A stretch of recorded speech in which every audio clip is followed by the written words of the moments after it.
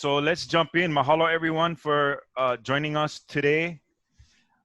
We haven't done one of these in a while, but we figured with elections coming up, we're down to the home stretch. You know, the Aloha Rising series was initially, we launched this as a means to do some outreach and raise awareness and encourage folks to become more civically engaged. And we started off with a series of webinars around our cultural connections to civic engagement and the role between communities and leadership. And we had a really great series and great response. And then we took a break, and right after the primary, we started up again and focused more on important issues.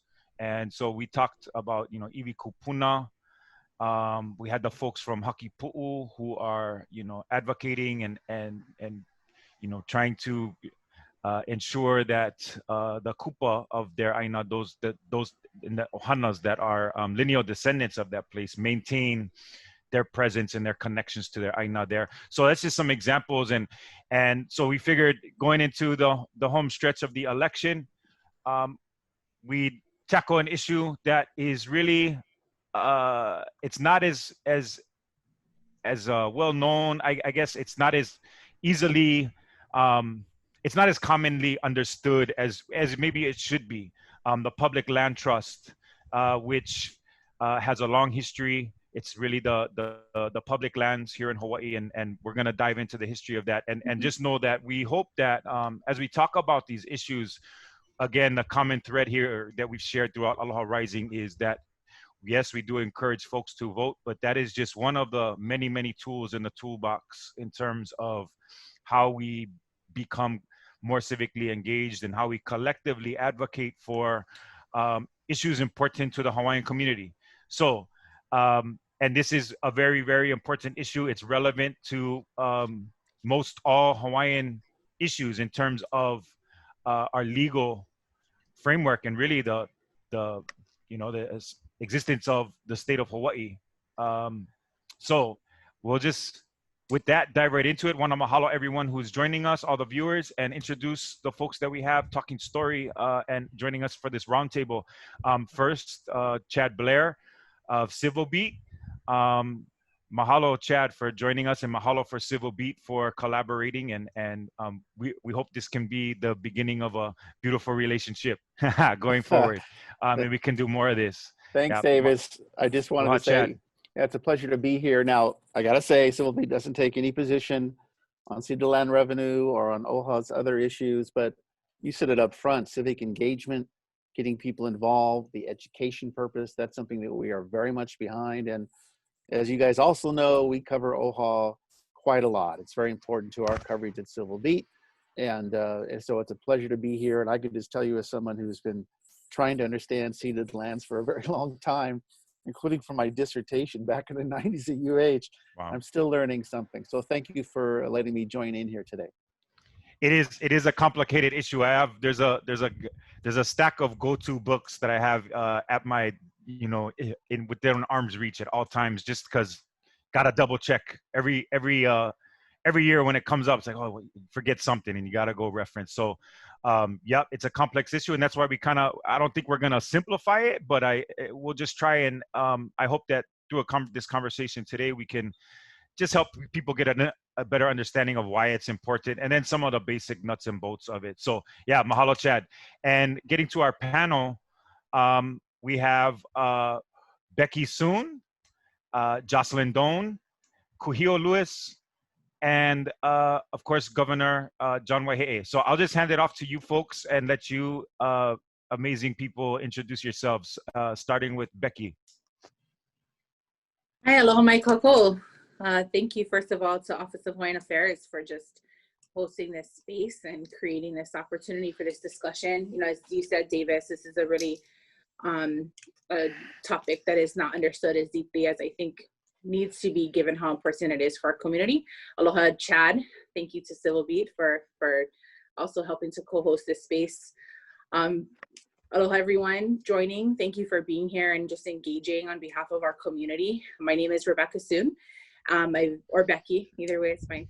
I've been doing community planning mostly for many years in the public sector, in the private sector, in community-based nonprofits, and really involved in various efforts that primarily seek to achieve different forms of economic, political, and land-based sovereignty for our community. And my kuleana usually, I find, is working within existing institutions and to try to help make changes from within those spaces while we sort of work from all different places in our community with folks that are helping to huli those systems as well. I'm usually trying to nudge things along from within systems. So mahalo, appreciate the opportunity to be here today. Mahalo, Becky. Mahalo for the good work. Jocelyn? Aloha, aloha kako. Mahalo for this opportunity. My name is Jocelyn Doane. I first became aware of the Public Land Trust when I was 12 years old, during the 100th anniversary of the overthrow. I was blessed to participate and witness, I think, one of the last big movements of our people. And a huge part of the dialogue and demands that our people were making at that time in 1993, 20 years ago, was related to the Public Land Trust. And so it motivated me to educate myself. And so I went to law school specifically in part to learn about the issue, and I've spent the last 12 years of my career advocating on issues related to the Public Land Trust and ceded lands, including most recently at OHA. So mahalo. Mahalo, Jocelyn. We definitely miss you. I know I'm forced to say that. Is everyone recalling the moment?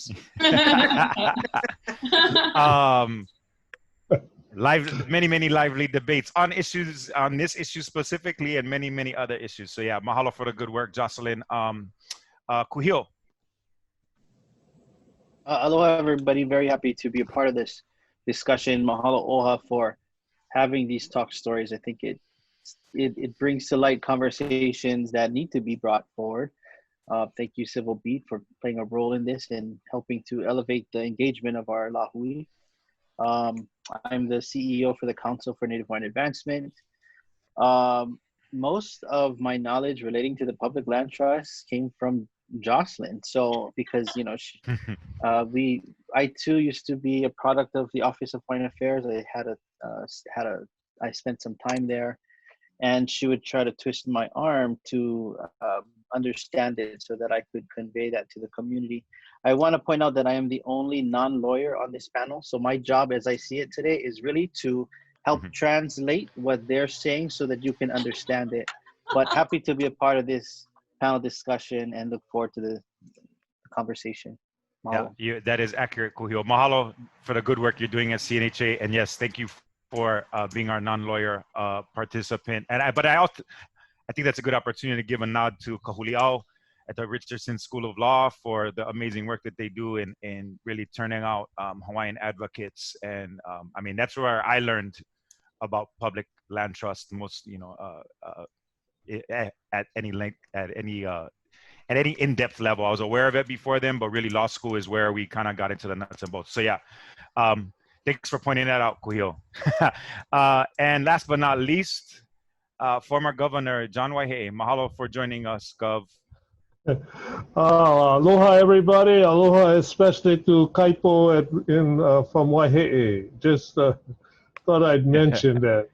And the rest of you, it's so funny listening to all of you introduce yourself, because I predate everything you guys talked about where you learned about this subject, and so I think I learned about ceded lands. I didn't have the opportunity to learn about it when I was 12 years old, something closer to maybe 25 or 26. And you learn about it on the run, which means that I know that land belongs to us. I don't know why, but I know it is ours, and to today. So it's kind of interesting to be with people who have the benefit of so many others that are not on the program tonight or today that laid the foundation for where we are. So yeah, it's good to be here, and it's in a way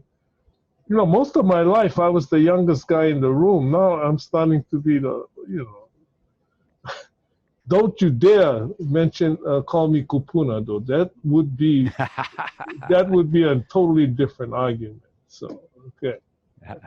Well, mahalo, mahalo, Governor, and you know, mahalo for, yeah, like you said, the foundation you folks have laid and really carving out and opening the path for future generations, and you know, I don't think that any of us would be doing the work that we're doing if not for folks like yourself. So mahalo nui. And with that, we'll jump right into this. And I just we'll start off, you know, we started off our very first Aloha Rising talking about some of the influential, some of the significant leaders that were around at the time of overthrow and they're in the territorial period. One of whom was obviously Prince Kūhiō, who, you know, one of his greatest achievements was getting the Hawaiian Homelands Commission Act passed. And I did, that's not where the story starts with the Public Land Trust, but I just wanted to point out that we're kind of coming full circle, and that is really one of the most significant points in this drawn out, you know, complex history of management of these resources. So I'll just leave it at that and hand off to Jocelyn, the teacher, the guru for a few of us. Go ahead, take it away, Josh. Let us know, share, you know, a brief legal framework of the Public Land Trust. Right. By the way, I was going to be super brief, but I feel like maybe I'll give a little bit more background than I originally thought. So basically, during the kingdom, the king held the government's lands in trust for the people. It's one of the very first official written laws passed where the king makes clear that all of the kingdom's lands are not his and his alone. He's holding it in trust. And so from the very first instance of written government documents, the trust concept over these lands have existed. And I think that's a really important framework because the idea of it being in trust started from our people. And so, you know, as we all know, during the overthrow, and immediately after the overthrow, these same lands that the kingdom held in trust for his people, was stolen by the provisional government and eventually made its way over to the United States. And even during annexation, the concept of these lands being held in trust continued. Crowning government lands were to be held in trust for the benefit of the inhabitants of the Hawaiian Islands for educational and other purposes. That's the language in the Joint Resolution and Organic Act when Hawaii became a territory. And then, of course, when the United States granted Hawaii the pleasure, I guess, of being the 50th state, the state had to promise to do a couple things. And one is hold in trust these lands for the benefit, for 5 purposes, and one of which is Native Hawaiian. So in short, the Public Land Trust is a portion of the Hawaiian Kingdom government lands that our king held in trust for his people, which was stolen by the provisional government, first time stolen by the provisional government, and then eventually transferred to the United States, and then to the state of Hawaii to be held in trust for our people, including specifically for Native Hawaiians. Davis, did you want me to go into detail at all about the revenues at this point, or did we want Gov to see if Gov, did you want to add to any of that? Yeah, well, I think that you laid out a pretty good foundation. I don't know if people really appreciate, though, what you were talking about as the basis for all of this and this discussions, because we have a way of shortchanging it. I think one of the little known historical pieces of Hawaiian history was that when Kamehameha III promulgated the first constitution, which was extremely liberal for the monarchy, there were a large group of Hawaiians who actually signed a petition telling him, don't do it. Don't give us a constitution. and the reason had to do with the perspective of the people regarding government. The American-style Constitution starts off with a Bill of Rights, and so it lists "thou shalt nots," and the Hawaiians, that's not their idea of government. The idea of government is they want to know what thou shalt do. What was your obligation? And if you didn't fulfill the obligation, then you're supposed to be gone. And so they didn't know that you ought to be restricted. They wanted to know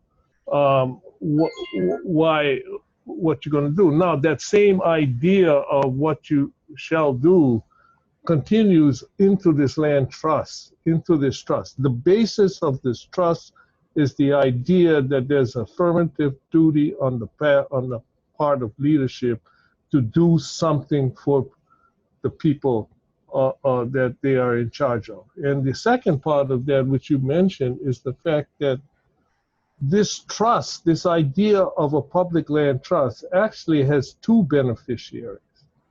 We talk about it like it's unique to Native Hawaiians, but 80% or half of this trust really belongs to the general public. So the same, in a way, what we fail to recognize is that what Native Hawaiians are claiming are something that actually they are, in a sense, carrying the burden for the rest of society. You know, if you can clear up what Hawaiian's share of this is, then what is left ought to be used for housing, ought to be used for education, ought to have some specific types of purposes. So this is not only a Hawaiian issue, this is an issue that affects everybody. And when we got to the Constitutional Convention, 1978, when we really got to the idea of revenues, that was the discussion. What was the obligation of government regarding this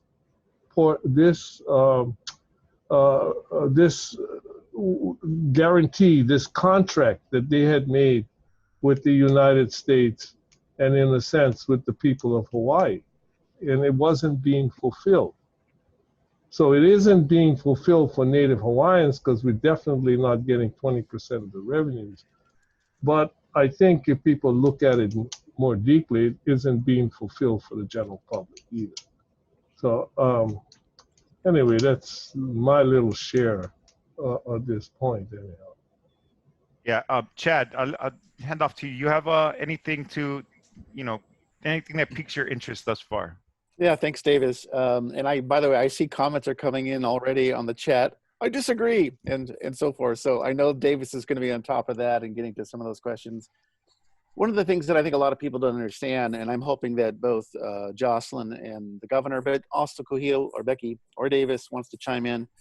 When we talk about the public land trust, when we talk about the ceded lands, can you name specifically where these lands are? I know that a lot of people that are watching probably know, and also how big it is. 1.8 million acres is the figure that we start with. But I think that would help a little bit for those. This is probably my own self-education. I know the Honolulu International Airport, Mauna Kea, parts of the University of Hawaii, duty-free, but that would help me a little bit, maybe some others. Where are they? How big is it? So about this, during statehood, the federal government transferred approximately 1.4 million. That includes about 200,000 that went to the Department of Hawaiian Homelands.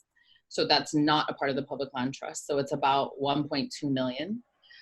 I mean, public land trusts are almost any government state of Hawaii held lands that, overwhelmingly, the state's lands are going to be public land trust lands. So anywhere, where there's a government building is likely a ton of our parks, obviously not all of our parks. Sometimes we got parks from private donations and or condemnation, but the airport is the one that I like to make sure everybody understands the most, because the place where the first place that drives the #1 industry in Hawaii is on public land trust lands.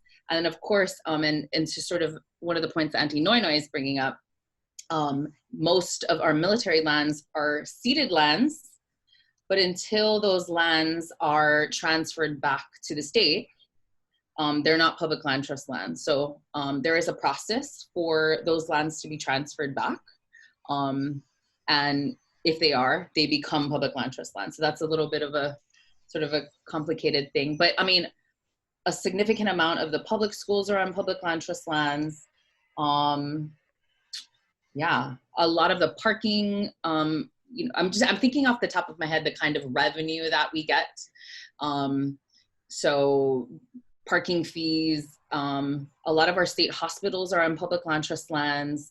A lot of our public housing are on public land trust lands. So those would be I think those are enough examples, I think, yeah. No, that was helpful to me. Governor? Chad, I think that sometimes people, when we talk about this, things get a little mixed up.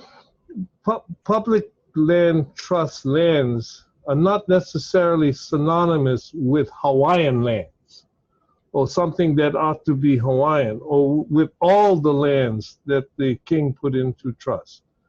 The definition of what we call public land trust and what the 5 purposes are about and what's for the public and all of that spins out of the Admissions Act.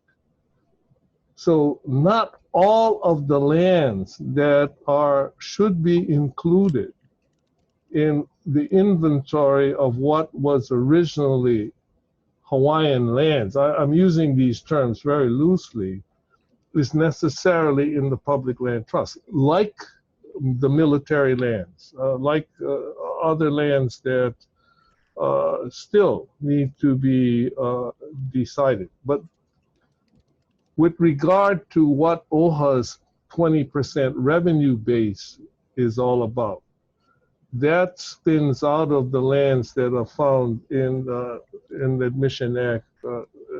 Jocelyn knows this better than I do, and by now, or at least she studied it hard. Yeah, so, Section 5F. So I think this is important.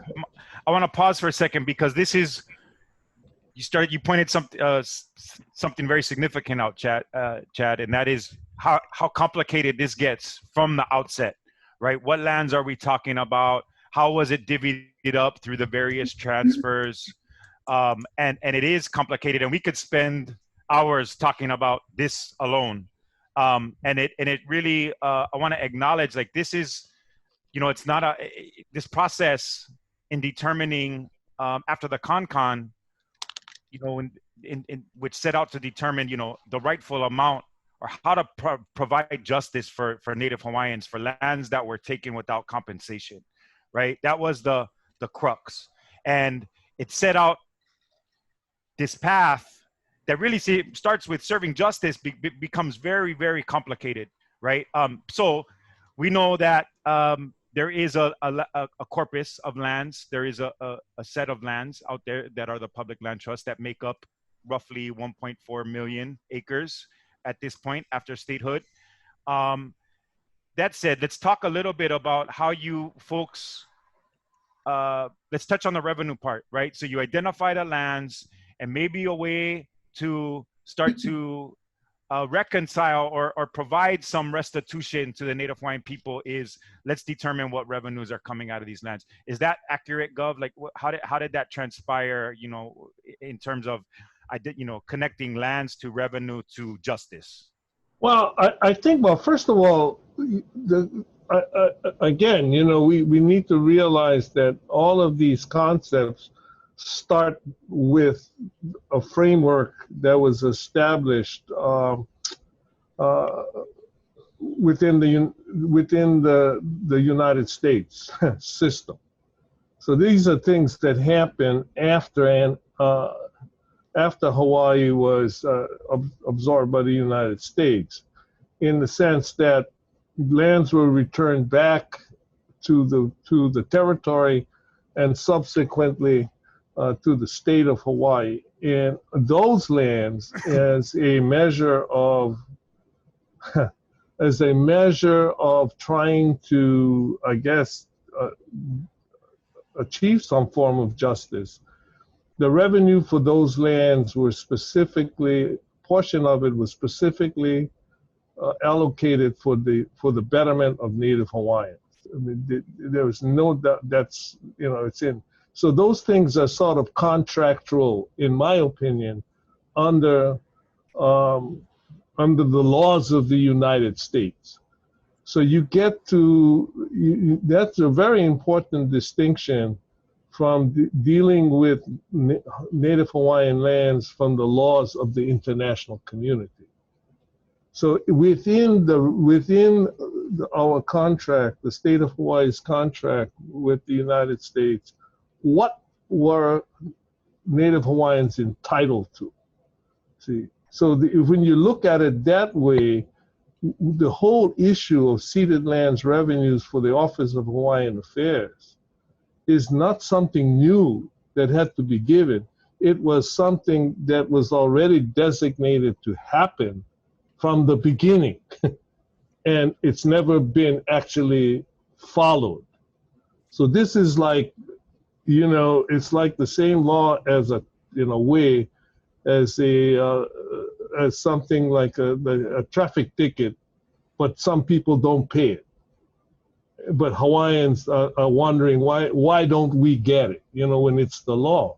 So when you dealt with this issue and you created that, what was happening up to 1978 was that all the revenues from these lands, including those that were identified for Native Hawaiians, were going to the Department of Education and others, and were lost in the idea that because we fund the school system, the state of Hawaii being the we, because they funded the school system, they were carrying out this obligation. So in 1978, the people said no. What little justice was due as a result of the actions of the United States was not even that being carried out. And so then that's led to the creation of a revenue stream for an office that was established to represent Hawaii. So this is, and that became what we now know as the ceded lands revenues and the 20%. The big debate actually was whether justice meant 50%. And you got to remember, justice is not a good word to use in this context, in the sense that you could not pay for what had happened. But to the degree that this was, you were mitigating, then what was really required was a portion of the revenue share specifically targeted to the betterment of Native Hawaiians. And that is the framework that led to the pro rata share requirement in the Hawaii State Constitution as a form of, finally getting what you were already told you had in 1900. I don't know if that makes any sense, but it's the way that the framework for it. Well, we're getting there, and I think part of this is it is a complicated topic, yeah. But I think we're getting to the nuts and bolts, right? There's a long history. It's complicated. There was there's law established through the Admissions Act, which is an agreement between the United States government and the state government, and then that carried over into the Constitution of Hawaii. And then there's statutes that followed that, right? That are, again, the idea here is what is justice? How do you achieve justice for something that happened, for the lands that was taken from Native Hawaiians? And I see a lot of you're not going to, in my opinion, you're not going to, and the opinion of the Con, you're not going to achieve justice, right, with quotation marks around it, just with solving the ceded land revenue question. Right. Actually, the justice that was achieved in 1978 with regard to the ceded lands revenues was the fact that it was not going to Native Hawaiians per se, and they were entitled to have it. So the justice that we are talking about then is, like small j. And that's the problem sometimes with the English language, is that it gets mixed up with a lot of concepts. So what you had here was an obligation, whether we agreed with why it came into being or not. It was still an obligation that was not being fulfilled. Just like today, if the state of Hawaii says that they owe people something and they don't pay it, you sue them for it. And you get it, and we call that justice. That's the framework that we've got to put this whole issue into. And this is not meant, sorry to interrupt, Gov, but I want to be able to touch on some of the comments that are coming through in the chat as well. Because some they go to the jurisdiction, there's jurisdictional questions. Does the United States actually have jurisdiction? Was it illegal? We know that the overthrow was illegal. The United States acknowledged that.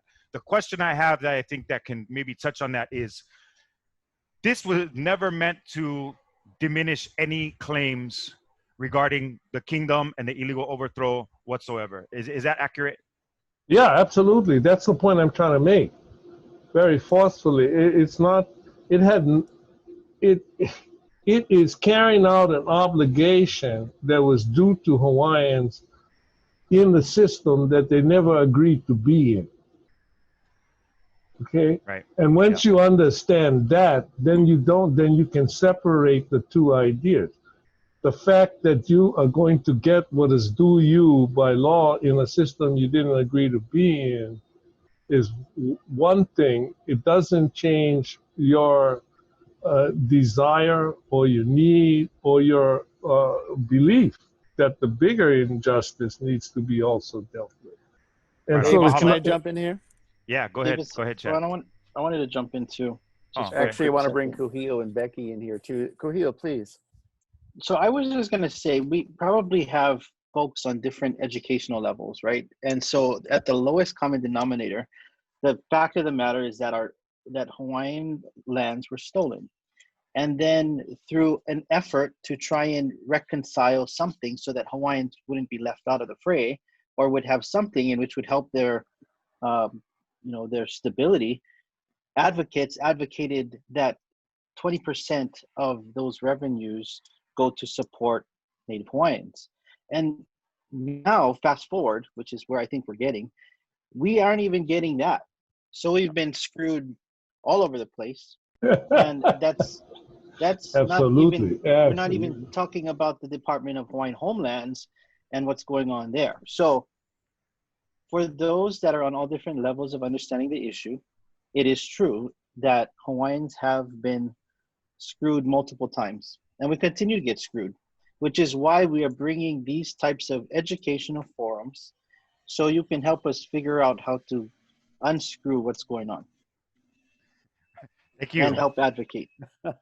That was well said. And I should just say, I also am not an attorney, in case anybody thought I was. Yeah, I wanted to.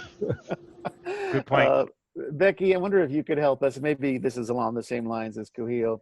Can you tell us how Native Hawaiian beneficiaries benefit from the Public Lands Trust? Is there examples that you could point to? And by the way, how would that change if that revenue was upped, increased by twofold? What is it, $15 million right now annually? And the estimate from OHA is it would go to about $35 million if the legislature gave its okay. Minimally, Chad. Yeah, so I mean, I think that the percentages matter here because we're talking about sort of increasing the pie at its core, right? And how much resources available to allow OHA to serve its fundamental mission. So if we're talking about 20%, which is, back to this discussion of the 5F and the various articulated purposes, 20% is something in like the $70 to $80 million range, right? It's much more. And OHA has over time agreed sort of in a negotiation style to, because of just failure to get even close to that amount of money, saying, okay, so we'll agree to something around 15, but recognizing that it's far below. I mean, that's something like 4 or 5%, maybe even less. And so that's what, and I'm not even sure that every year OHA is even getting that amount, right? And so the bar has sort of just continued to decrease and to decrease and to decrease. But let's just talk a little bit about what OHA is able to do with that 15 million. I mean, even just with the resources that OHA does have, combined with some of the resources that OHA puts in from its trust. I mean, I just pulled the 2019 report just as a layman looking at OHA from, you know, as a Hawaiian, as a beneficiary, looking at the report from the outside.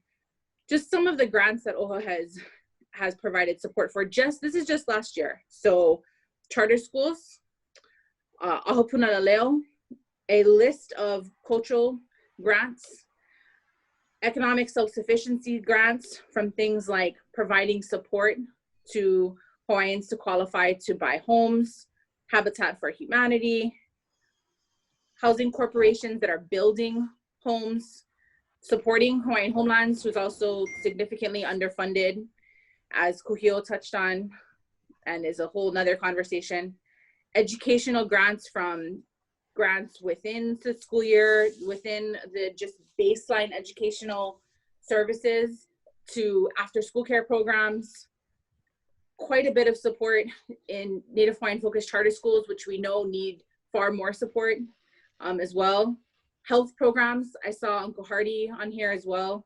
So providing support, we know how critical, especially right now, how critical community-based health centers are and community-based health programs are for our community, as well as for just ensuring basic level of care for Hawaiians and ensuring increased access for Hawaiians who maybe don't traditionally have access to the kind of health services that are really just basic for our health and well-being. Land opportunities, I mean, these are just the grants. So even if we just look at some of the things that OHA does to try to put resources into our community-based programs, that opportunity immediately opens up, right? So many more resources become available. You know, I took a quick look at the state budget just to kind of get like a little bit of a benchmark for what other departments get. And we know that largely many of the other departments are underfunded in many ways as well. Department of Education is a great example, $2 billion budget. Charter schools have a $104 million piece of that.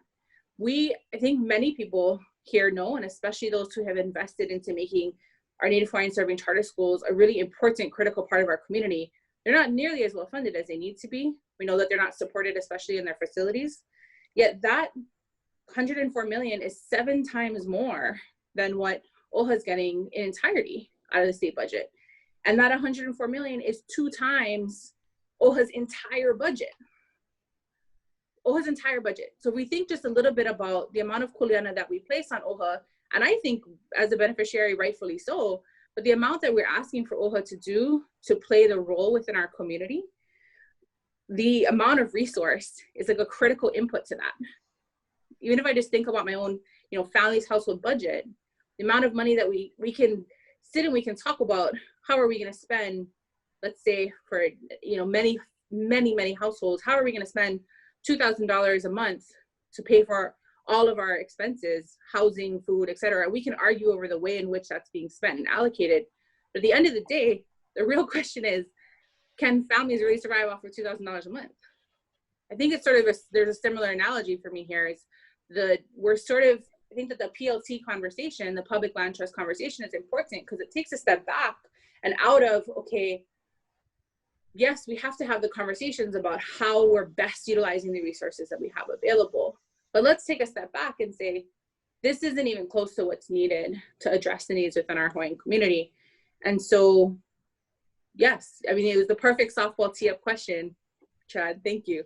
It's, if there's more resources available, there's more things that OHA can do to partner with community. I'm not supposed to pitch softballs. I feel just terrible about that. But, Davis, back to you. Yeah, thank you. So, you know, I think I want to ask a quick question of Jocelyn and then go back to Kūhiō and get his mana'o on some of how what's the community's needs and how we can, you know, they're doing amazing work at CNHA. So real quick, Jocelyn, can you just provide a brief description of the 15.1 million, how we got there, and how that, you know, what is the actual, what is a number that is closer to the actual 20%?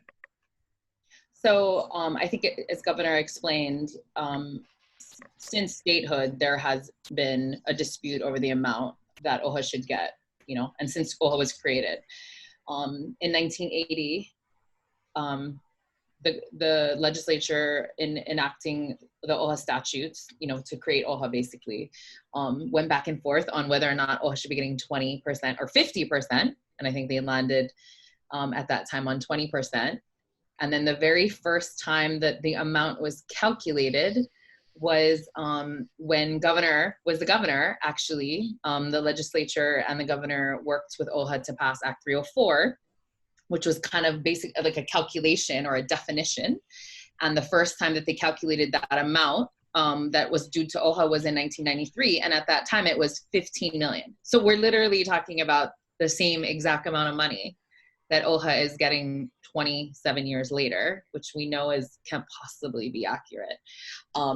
So OHA worked really, really hard on doing some financial reviews of all the revenues that the different agencies report every year. And so to Leatrice's question on the comments, the only available revenue listing is the state produces a report every year and every agency says what they generated. That's totally, it's always wrong. It's always missing many, many pukas, but that's a good place to start. OHA took that, filled in all the pukas, looked at all the revenue that was streams that were not disputed between the state and the OHA in the past, and came up with the $35 million figure based on information they had.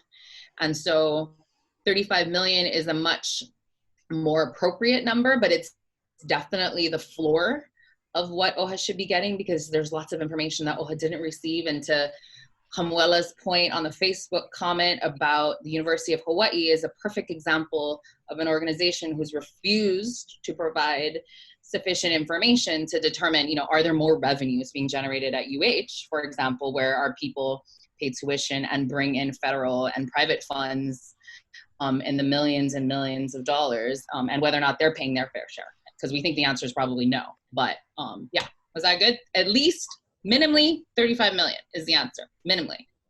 Yeah, I think, thank you for that. And, you know, segueing, you know, Kūhiō, can you, you know, we often say that, okay, this is a money that's owed OHA, right? But Gov, you know, I think the intent of the CONCON is OHA is to be, you know, just a pass-through for, you know, these funds to reach our community and to address the needs of our community. Can you just kind of touch on maybe how that works and what you see as the impacts of that historically, and maybe, you know, what we could do in the future? Well, historically, yes. there was no one. Who are you asking? Gov? Yeah. Oh, sorry. I was asking Kūhiō, Gov. But okay, Kūhiō, go. No. Okay. I this is interesting reading. Okay. Well, I'll just say, you know, first of all, it's owed to Native Hawaiians. It's not necessarily OHA. It's just OHA is the repository right now. But I want to say, because I think there's a little bit of information, and I see myself as helping to translate what these lawyers are saying, but it's partly understanding what the ceded land inventory is a critical component, because literally, if you don't know what is ceded land, it's hard to get a full accounting of what is owed to you or what that 20% would represent. Literally, like if you leave out a sidewalk, you could be leaving out tens of thousands of dollars. So understanding what that inventory is critical, and OHA has over the years worked towards that end to better understand where exactly are the boundaries and markers that make up that ceded land inventory. So I just wanted to point that out. In terms of how the dollars, you know, OHA, there's probably another episode of this thing that Davis does in terms of how, you know, how it translates to support. But I'll just say that, you know, I looked at their annual report. Roughly $9 million goes to community. They put on service. They have an advocacy division that helps to advocate for Native Hawaiians. They have their Kūhiō, which helps get information out, communications. They do a lot of research. They have their various databases that all aid Hawaiians and organizations like ours collect data that allow us to leverage and go after other fund sources. You know, CNHA is a recipient of OHA funds as well. We administer a number of programs, including our trades program, which is helping to get our aspiring tradesmen into trades. So, I mean, there is definitely a connection in terms of how the dollars are helping to empower and support and uplift Native Hawaiians. There's absolutely a better way that we can do it, but you know, again, that's for another Aloha Rising episode. But I think at the end of the day, it's a critical arm that allows us as Lahui to, it's a tool in the box, and we should absolutely have everything that we are entitled. I'd like to bring up the legislation in 2019. I think it's House Bill 402. And this was the last effort to change that ceded land revenue to the 20%, although to Jocelyn's point, probably more like 70 million versus 35 million. I think it also would include some back payment as well. Would it not? There would also be a transfer of a lump sum of over 100 million. Correct. Okay. So that bill, looking at because I cover the legislature, it died as so much does in the waning days of conference committee. The House wouldn't accept the Senate's version. And Davis and I were talking a little bit about that, some opposition from the University of Hawaii, which we've already brought up. But what struck me about this bill is, one, it got that far. And two, it really came from, it came from the representatives. It came from over half of the people in the state house, including a lot of the Native Hawaiian members. And it included Republicans as well, like Gene Ward and Cynthia Thielen. So it was bipartisan. It had a variety of people with the different views. And I think it's probably going to come up again. Of course, we had COVID come to town. And so even though that bill carried over to 2020, it wasn't going to happen. But I was wondering if we could have some more insight as to why that didn't make it through, and how realistic is it that it could happen, with one caveat: the financial situation that the state is facing because of COVID. That's to anybody.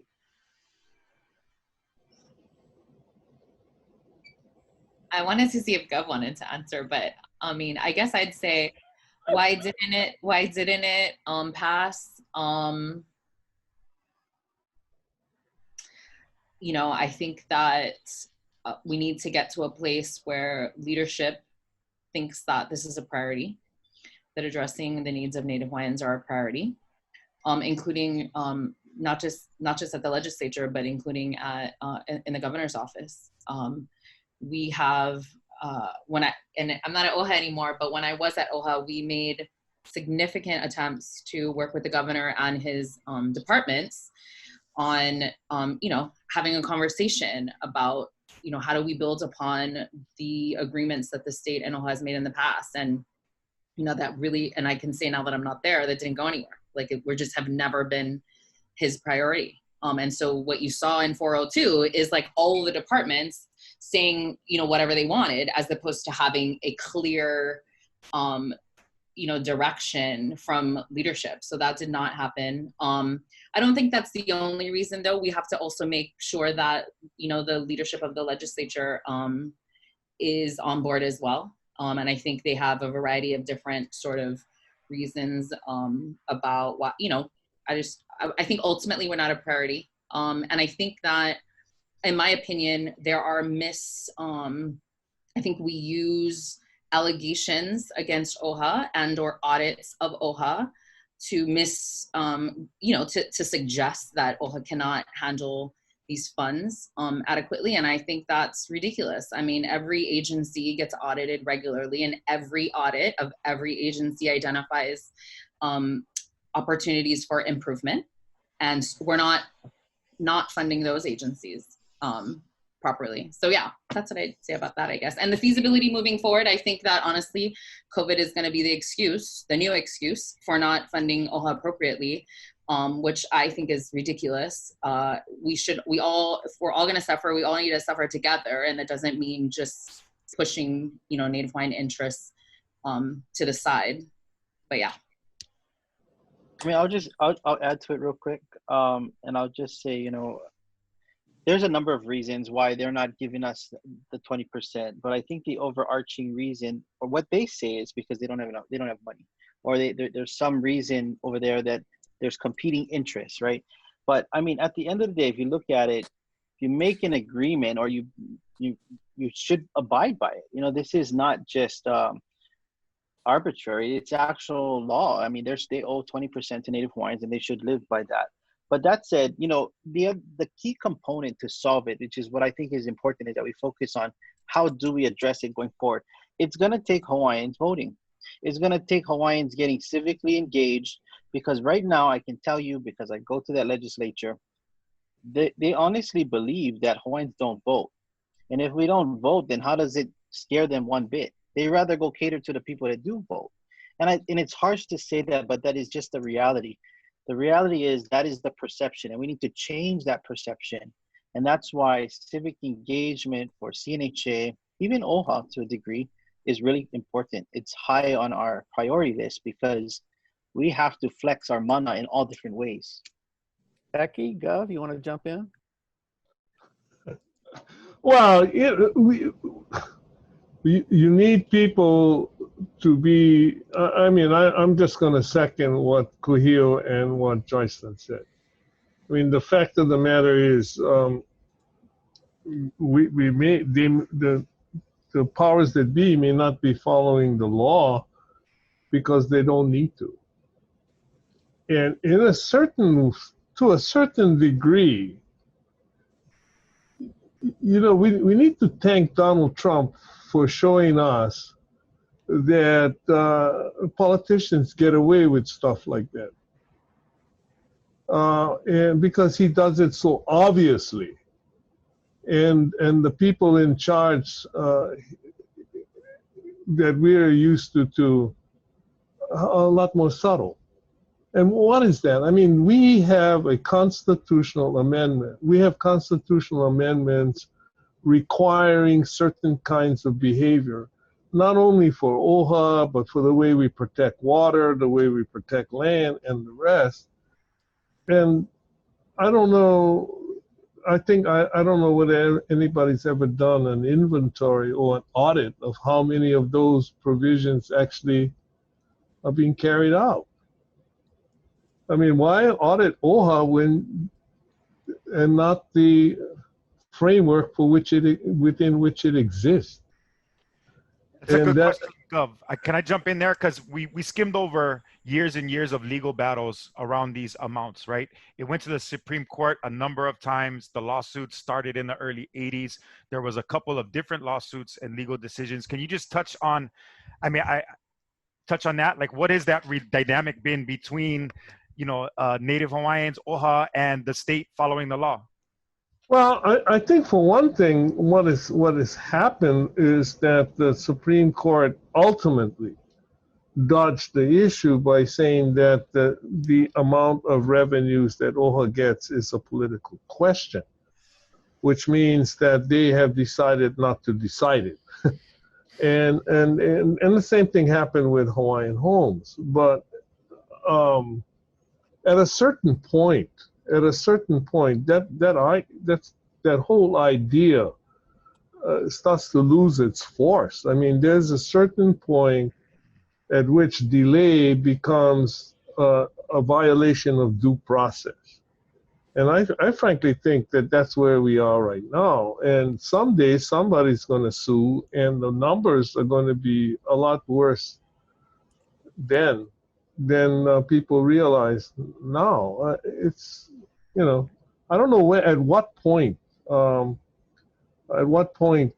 that happen. So that's all the legal framework. The bottom line is this: they're getting away with it because people let them get away with it. Becky, did you want to add anything? Yeah, yeah, that's the biggest point to me, is that as a community, we have a lot more mana that we can, I think, exert. People talk about political will, but political will is driven in large part about what voters and residents are saying.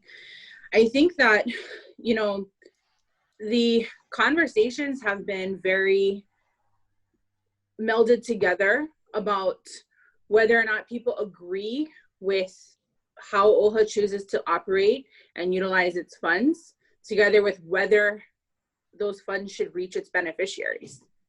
And that to me is the part about it that I just really hope that we can start to separate those conversations. Because never have I heard that, oh, because we have questions about a trustee, that therefore the beneficiaries of that trust don't get anything. I mean, that's ludicrous, right? So then that's when people, you know, that's what those of us start thinking, okay, well then that's just a, you know, a proxy. That's just being used as an excuse. It's not the real reason. There's something more. But what we do know is that that conversation, while important, does not need to be put together with, we can all agree that our community needs more support. And we can all agree that there's a fundamental obligation that the state of Hawaii owes to the people of Hawaii, to the indigenous community of Hawaii that is not being met. We can all agree on that. So then let's move forward with talking about how we get those resources, and then separately talk about how those resources are managed and in what way. And I think that, yeah. No, I interrupted your thought. Please finish. Please finish. Yeah, no, I guess I would say, you know, I think we all as a community need to think about the role that we all play in that conversation in our everyday lives. And so, you know, to what degree are we giving life to some of the criticisms that Jocelyn talked about that are raised in the management of resources? And to what degree are we letting conversations go maybe outside of our community in using those resources to then influence one another? You know, I grew up where you fight in the hale. You fight real hard in the hale. But when you walk outside of the hale, you're together and you're united as a ohana and as a community. And I think we've gotten away from that a little bit, where we have these conversations, bringing in audiences that are outside of our community, and then use those arguments against our own community members. And I think that that's something I hope that we can move away from. You know, and I think that sometimes, well, if we wanted to do this the way that was righteous, in a sense, you need to really separate. I'm just thinking what Becky's talking about. You need to separate what OHA does from what OHA is entitled to, because it's not OHA's money, it's the money of the lahui. So, you know, and whether OHA does something that everybody disagrees with may be what's good for the lahui, but nobody likes the idea. One of the most severe criticisms of Inouye when he was in office was the fact that he used federal money to build the first hokulea. That became the poster child for what we call pork barrel spending in the United States Senate. But nobody, you know, I mean, who are the people in West Virginia to judge what is important to Hawaii? And so to a certain degree, I think, and this is what I tell people that I talk to within my range, is that there's a difference between being an agency for Native Hawaiians, meaning we don't need another welfare agency, in my opinion. There's a difference between being an agency for Native Hawaiians to do good things for Native Hawaiians and an agency run by Native Hawaiians. And the point I'm trying to make is when you have a Hawaiian agency, the people may not agree with what you're doing, but it may be important to the people they're doing it for, like the canoe, like the hokulea. Now, what does this all mean? I mean, I believe that OHA should get audited all over the place. It's just not, the real issue to me is what is the independence of an agency when the state legislature, which itself never gets audited, decides to run audits on OHA? What is the motivation? And particularly when those audits are then tied to funding issues. The last time somebody did that to another agency was through the Hawaii Supreme Court. And guess what? They caved in. They caved in on the Hawaiian Homes decisions. You see, so legislators learn real quick how you get decisions done. So why are they auditing a Hawaiian agency that in its beginning was proposed as being, now, should the people of Hawaii insist that there be audits on of course. All they're doing, what was bad about all of this, in my opinion, was where it came from and the motivation for it. But that's just my little pontificating for the evening. Gov, there's always audits, right? When we're Always getting our audits. information Always together to say we're owed more money. Yeah. There's So always interest in audit. that's why I'm saying the legislature itself never gets audited. And in addition to, you know, the audits arguments that are used, I mean, I want to point, UH came up earlier, and correct me if I'm wrong, Jocelyn, but I just want to touch on the most recent testimony that they submitted in objecting to the PLT revenue increase. And one of the justifications that they used was that they serve, they have Native Hawaiian students enrolled in their system, to the, you know, thousands of them. Well, I just will, do those students pay tuition, Jocelyn? I mean, to be clear, every state agency serves Native Hawaiians. It doesn't alleviate them from their specific responsibilities to, you know, allocating a portion of their revenues for the Office of Hawaiian Affairs, because the whole idea behind OHA is that Hawaiians are going to decide what is the best way to spend our resources. So, and then your point about UH is like really well taken. I mean, first of all, Hawaiians pay tuition. I got 3 degrees from the University of Hawaii, and I paid tuition every time, and or brought private funds from scholarships to pay my tuition. So not only do Hawaiians pay tuition there, we bring in a ton of federal funds and federal supported programming, as well as scholarship money, including from, you know, the largest private nonprofit in the state. So I mean, they just don't want to give us the revenue. Yeah. So, you know, and mahalo, gang, and we're getting close to that time. I want to wrap this up and know that, you know, this discussion, mahalo for the robust discussion on the issue. And it's, you know, it's too short a time to really talk about all of the issues around, you know, the public land trust, which really is kind of the thread for many, many, many Native Hawaiian issues, as we can see. So, yeah, mahalo nui, and know that, again, the intent here is being civically engaged, understanding the issues. We don't have to agree, we can disagree. But as long as we are better understanding what's going on and understanding why these issues are important, we hope that it will help folks make better decisions at the polls. On that note, everybody want to just wrap up, you know, what's significant for you, to you right now with this issue, and knowing that elections are coming up. Actually, it's ongoing now, right? The elections are ongoing. We'll know the results in about a week. Kūhiō, you want to start that off? Sure. I mean, I'll just say, yeah, most people voted already, but I'm just, the point here, there's 3 things that you should take away from this. Number 1 is you should pay more attention to the public land trust and the issues surrounding that, right? So just getting educated, getting more information. Number 2, it's get more civically engaged. Get more involved, whether it's joining a civic club or being a part of panel discussions, starting a talk story, whatever it may be. There's many forms of civic engagement out there. But the most critical one, it is putting your mana towards voting. It doesn't matter who you vote for. Everybody has their own opinion on who's the right candidate. The fact of the matter is that you're engaged.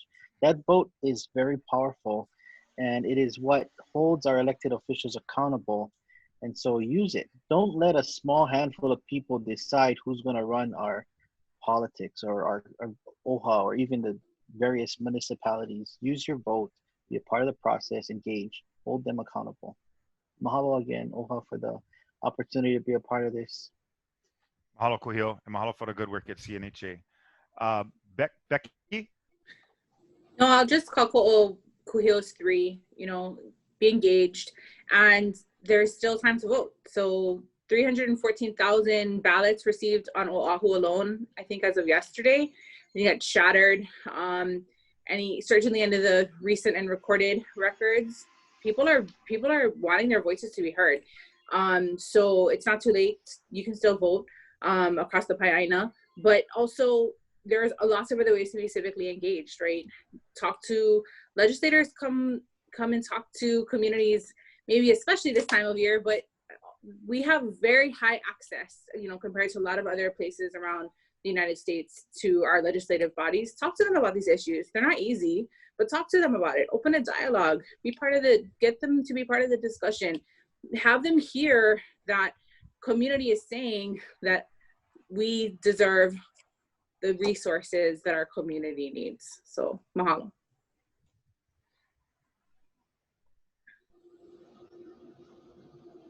Mahalo, Becky. Jocelyn.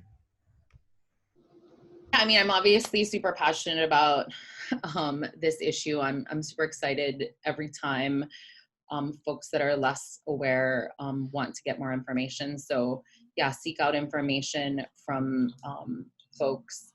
I mean, there's not much left to say, but maintain engagement, educate yourself. There's so many resources that OHA and Kūhiō has made available to the public that wasn't available when we were younger and before we went to law school. So I would encourage folks to do that. Yeah, and of course, absolutely vote. Every one of us live in a legislator's district, and I think it's important to make sure that they know the issues that are important to you. And I've seen this time around more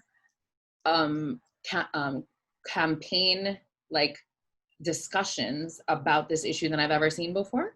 And so, and I think that is a result of these kinds of opportunities and folks talking about it. So, mahalo. Can I quickly add to that, to Jocelyn's point that we all live somewhere where we have a legislator? Every single one of us, we are a constituent for a member of the State House of Representatives, a member of the State Senate, a council member, a mayor, a governor, a member of the U.S. House of Representatives, and 2 U.S. senators. So we have, every single one of us, at least 8 people in positions, that's just in the legislative and executive branches of the United States framework. There are people that we are constituents for that want to hear what we have to say. Mahalo. Mahalo, Becky. Gov, closing remarks. Well, yeah, in addition to, voting, and I'd like to second all these intelligent young people that, it's amazing to me. Run for office yourself. I mean, why take it from the 6 of us, go in there and see if you can do a better job. So good luck. Right on. Mahalo, Gov. And on that note, before we sign off, I have a couple quick announcements, but Chad, anything to add? Mahalo again for keeping this complicated discussion flowing. Appreciate your help on that. Real quickly, looking like we will have a Native Hawaiian back in Congress real soon here. Amazing for that to happen. Only the 2nd Native Hawaiian since statehood. One other thing, just real quickly, I think one of the things that I wanted to get across, and this is not the place for it, is why does this all matter to the non-Native Hawaiian? I recognize it's part of statute, that it's part of the Emissions Act, that it's part of the foundation of the CON and so forth. But that's one of the things I'd like to get across at some point, another conversation, because the criticism you'll hear is the reason you're not getting that money, the reason Hawaiian Homelands and OHA is not getting more money is there's been a lot of criticism of how you spent it. And so I'm not going to open that. That's probably a heavy thing to end on for a final point. But that's one of the things I've heard from non-Native Hawaiians and even some Hawaiians. Why does it matter to others in the state of Hawaii? Yeah, and on that note, yeah, that's thank you, Chad, again, and we will, that is a good discussion for the future and talking about what are the impacts to the greater community from these programs, and yeah, you know what, I think that's a great segue for maybe a future discussion. So mahalo nui, and just to wrap up, Mehana Hind has dropped in the comments, kamakakoi.com is a site that you can go to see some, there's some video footage there, some resources to learn more about this topic. And yeah, don't forget, if you haven't voted already, don't put it in the mail. Go drop it at a drop box or go vote in person if you haven't registered yet. But it looks like the overwhelming majority of people in Hawaii of voting age have registered. So keep up the good work. And yeah, mahalo nui. We look forward to hosting another round of these in the near future. And we're going to talk about the other tools in the toolbox, such as boards and commission vacancies, neighborhood board elections. We're going to go right into another round of elections here on Oahu early next year. So, yeah, aloha everyone. Mahalo for joining us. Continue to follow OHA on Facebook and Instagram. Aloha nui. Aloha.